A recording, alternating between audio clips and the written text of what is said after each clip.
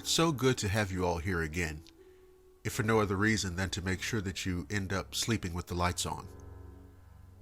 You're all familiar with the adage, if it seems too good to be true, it probably is. Well, this time around our tale deals with a young family who learned this lesson in a horrifically harsh manner. The story is called The Red-Eyed Intruder, and it speaks volumes about the unexpected terrors to be found on the Nightfall radio show.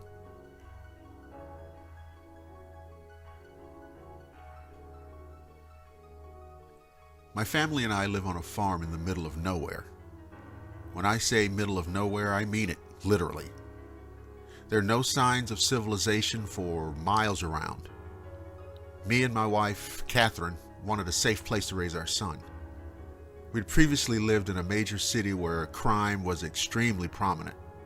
Hell, we'd hear gunshots at least once or twice a week, though this was nothing new to us. We'd lived there our entire lives. Needless to say, we knew we couldn't raise our child in this environment. My wife wanted our child to have a real childhood, and I couldn't have agreed more. 3 months before our son Bobby was born, we started looking for somewhere new to call home. Somewhere quiet and far away from people. It's not that we were introverts or anything like that. We simply didn't trust people enough after living in that city for so long. What we needed was a fresh start. One night, my wife had called me into the kitchen. She explained how she'd found the perfect place. It was a beautiful 200-acre farm with a large patch of woods surrounding the property line. The picture showed an old 2-story house with paint chipping off the sides. The barn was adjacent to the house. It had a silo connected to the side with vines growing up it. The shingles on the roof were extremely worn and had moss growing under them. "It's gorgeous," I said, glancing at the price. "But that price is a bit sketchy, don't you think so? Almost seems too good to be true." My wife looked up at me, her smile fading ever so slightly, and she said, "I mean, yeah, but we have to at least check it out. If it's legit, it'd be perfect." Seeing her eagerness, and after pondering for a moment, I figured it couldn't hurt to go check it out, if for no other reason, just to make her happy. So next day we made the 2-hour trip out to the property. Glancing at my wife, I could tell she was very eager to see the place. And I'll admit her excitement rubbed off on me a bit as I found myself driving faster. We pulled into the long dirt driveway and parked next to the barn. "Hi there, you must be Joseph," the real estate lady said enthusiastically. "Yeah, nice to meet you." I started shaking her hand. I looked over to my wife, who was already at the door of the house. "That's my wife, Catherine. She's very excited to see the place." We made our way over to Catherine and walked in. And right off the bat, I felt something unexplainable. If I could explain this feeling, I would, but I simply can't. My wife and the real estate lady seem to be unaffected by it. The front door opens into a dining room area, which also happens to be connected to the tiny stain-covered kitchen. The countertops had a yellow tint to them, as if they were extremely old. The floor had loose floorboards that creaked with each step. We made our way to the bathroom on the main floor, and just like the kitchen, the bathroom was incredibly small and had signs of wear and tear. There was a horrible stench in the air, but I couldn't quite put my finger on what it was. Catherine had her nose scrunched up, indicating she could smell it too. "I'm still not sure where the smell is coming from. But if you buy the place, I could recommend you a good plumber," the lady said, pinching her nose and motioning for us to follow her. She showed us the living room as well as the upstairs bedrooms. Despite the mess in the kitchen and bathroom, the rest of the house seemed to be in decent condition. The 4 bedrooms were a big plus, as I needed a room to work in. I work in data entry and usually work from home, and having a quiet room to myself would be perfect for getting work done. There was just one spot she hadn't shown us yet. The basement. "This place is the basement, right?" I said curiously. She gripped her clipboard harder and frowned a bit, as if startled by the question. Yeah, sure does. "It's through that door there." She pointed at the door right next to the bathroom. I waited a few seconds for her to lead us down there. Eventually, I realized she clearly didn't want to go down first. And stupidly, I blew it off and made my way to the door.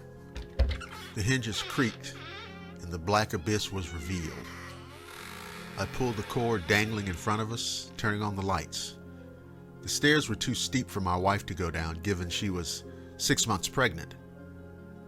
Against my better judgment, I made my way down the steps. That feeling I mentioned earlier, it was so much worse down here.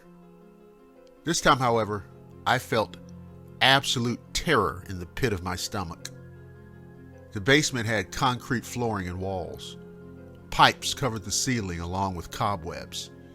It had that typical basement smell of mildew and old water.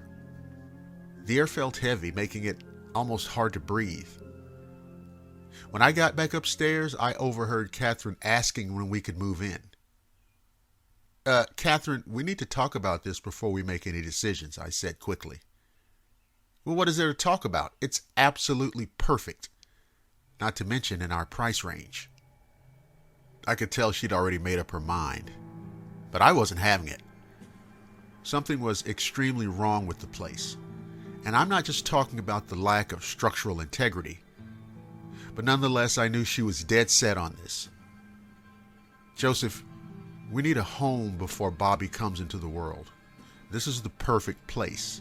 We'll have plenty of room to grow. Just trust me, please," she said with pleading eyes. It was difficult to argue with her. "We'll take it," I said reluctantly. We filled out the paperwork and got things in order. "I think you two will just love this place. It has a lot of character," the real estate agent said. I almost laughed, but I didn't want to come off as rude.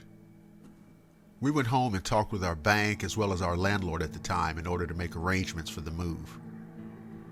We officially moved in about a week later, although there wasn't much to actually move, mostly furniture and personal belongings. The first day was spent cleaning and arranging the furniture around. The place was a mess when we got there, but after a lot of hard work, we got it looking halfway decent. Now fast forward to later that night. We both had just settled into bed. My wife went through her nightly routine of putting lotion on her stomach while humming to our unborn child. This eased my mind about the decision to move here. Seeing my wife happy made it all worth it. However, this didn't last long. We'd finally fallen asleep. Getting used to sleeping in a new house was difficult. The house would constantly creak and groan. Mind you, it had to be well over 80 years old. The noises kept me up for most of the night. My wife, on the other hand, seemed to have no problem settling into our new home. After about a week, we started noticing strange noises around the house, primarily at night. And now this alone wouldn't normally freak me out. As I said before, the house was constantly settling, and creaking, making various noises. But these new noises we were hearing couldn't possibly be made by the house. Footsteps, whispers, door slamming, to list just a few. Each time these noises occurred, I'd be the one to go investigate. However, my efforts were fruitless. There would never be any sign of anyone or anything in the house. My wife never seemed worried in the slightest. I'd always admired how brave and independent she was. On July 5th, our beautiful baby boy was born. We'd been waiting in anticipation to meet our child for months. I'll never forget the overwhelming joy I had holding him in my arms for the first time. We checked out of the hospital and brought him home at around 11 p.m. My wife settled in, holding our bundle of joy in her arms. As tired as we both were, we just couldn't seem to sleep out of sheer excitement. I laid down by Catherine and Bobby, wrapping my arm around them. We both must have fallen asleep at some point, because we both woke up to a blood-curdling scream. I couldn't pinpoint exactly where it came from, but it sounded muffled, leading me to believe it came from downstairs. What the hell is that? Catherine said, her face pale with fear. I slowly got up and reached for my pistol in the drawer. I've never been a big fan of guns. However, I always kept one just in case of an intruder. I'll be right back. Stay here with Bobby. I made my way to the hallway, being extra quiet so as not to alert a possible intruder. Whatever the noise was had now stopped. I checked all the rooms upstairs, finding nothing whatsoever. The living room, kitchen, and bathroom were empty as well. Not a person in sight. I was about to make my way back upstairs when I walked past the basement door, and chills ran down my spine as I realized I'd have to go check down there too. Hesitating to open the door, I stopped myself. There's nothing to be afraid of. It's just a basement. I can do this. My thoughts went silent when I noticed the doorknob slowly turning. I completely froze, now absolutely terrified. The door creaked open, revealing a dark, cold basement. No matter how hard I tried, I couldn't get myself to move. Gazing into the black abyss, I noticed something. 2 glowing red dots levitating about 7 feet in the air. My heart dropped even further into my chest, terrified of what was before me. I stood there watching when out of nowhere, the dots blinked. Suddenly I gained all of my motor functions once again and slammed the door, bolting upstairs to the bedroom. Catherine was startled by me running into the bedroom and slamming the door. "What's wrong? Is someone in the house?" she asked, fear in her tone. "I'm not sure, but we have to leave now." My mind continued racing as I started packing my things, and Catherine interjected. "You aren't making any sense, Joseph. What did you see?" The fact she was questioning me made me upset, but that anger was quickly diminished by the gut-wrenching fear coursing through me. I was about to speak up when the light on our nightstand turned off. We were in complete and utter darkness. I froze just like I had in the basement doorway. "Joseph, what's going on?" Catherine asked, holding tight onto Bobby. I was about to say something when I noticed it. Those glowing red eyes, looking right back at me from where my wife was sitting. "Catherine?" I whimpered out. "Catherine is gone, Joseph. Would you like to join her?"